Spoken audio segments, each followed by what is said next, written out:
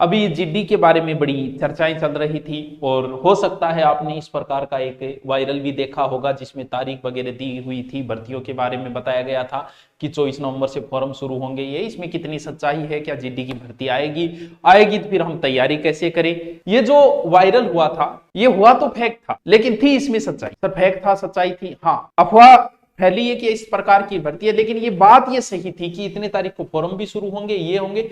और इस फॉर्म में थोड़ी सी गलती ये कर दी, उसने 2023 लिखा लेकिन ये 2024 नाम से भर्ती आएगी पहली। जैसे आज के अखबार में ये न्यूज आई है, आज के अखबार की न्यूज है ये कि एसएससी जीडी के 84,000 समथिंग पदों पर भर्ती, 24 से शुरू होंगे ऑनलाइन आवेदन की प्रक्रिया। यानी वो फेक जरूर था लेकिन वैकेंसी आएगी, वैकेंसी फेक नहीं है।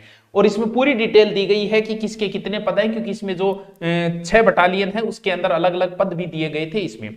इसका मतलब भर्ती आएगी जीडी की, कन्फर्म आएगी, कंटिन्यू 2 भर्तियां आएगी। ये 24 नाम से आएगी, फिर 25 में फिर भर्ती आएगी, यानी भर्तियां ही भर्तियां है जीडी के अंदर। तैयारी करने वालों के लिए और भी सुनहरा अवसर है। अब हम जिक्र करते हैं कि जीडी के फॉर्म बता दिया आपको, फॉर्म कब से शुरू होंगे।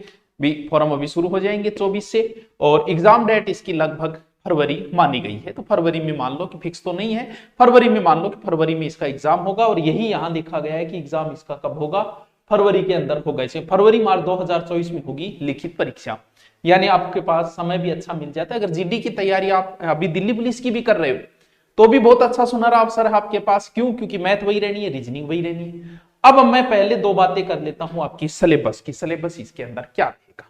10वीं पास है, सबको पता है, एज वो 18। सर ये चीजें जो है वो पूरा नोटिफिकेशन आ जाएगा, उसके बाद में एक वीडियो और बना दूंगा मैं। अभी सिर्फ सरसरी जो चीजें होती है उनका जिक्र करेंगे।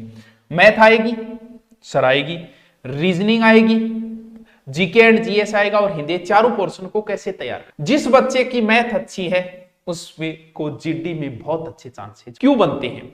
क्योंकि जिसे मैथ आती है उसे रीजनिंग आती है, जिस प्रकार जिसे संस्कृत आती है उसे हिंदी आती है।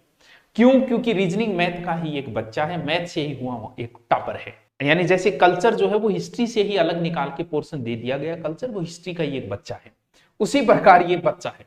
यानी जिसे मैथ अच्छी आती है उसे सिर्फ प्रैक्टिस करनी है, वो रीजनिंग आराम से तैयार कर सकता है। जीके में सब बराबर है, इंडिया लेवल के जीके में सब बराबर है, चिंता करने की जरूरत नहीं उतना। उसका भी देखेंगे क्या तोड़ निकाले। हिंदी और इंग्लिश, हम राजस्थान वाले, यूपी बिहार वाले ज्यादा ध्यान देते हैं हिंदी के ऊपर। जिसकी इंग्लिश बहुत अच्छी हो वो इंग्लिश से भरे, वरना हम सब हिंदी ही चॉइस करते हैं 20-20-20, 40-40-40 नंबर की। अब देखिए जीके एंड जीएस के लिए आप कोई भी एक गाइड को ले सकते। मेन चीज इसमें, जैसे अगर मैं बात करूं गाइड की तो 2 चीजें जरूरी है। एक तो गाइड आ रही है, आप अलग से गाइड ले सकते हो, किसी की भी ले सकते हो जीके एंड जीएस के लिए। मैथ रीजनिंग ये एक तो सेपरेट गाइड है जो आपको मिल जाएगी मार्केट के अंदर हमारी आरपीडी की, जिसमें मैथ रीजनिंग जीके वगैरह सारी चीजें इसके अंदर दी गई है। या तो आप सेपरेट ले सकते हो अलग से, या फिर अगर आप करो मैथ की अलग, रीजनिंग की अलग, हिंदी की अलग और जीके जीएस की अलग, तो वैसे भी कर सकते हो।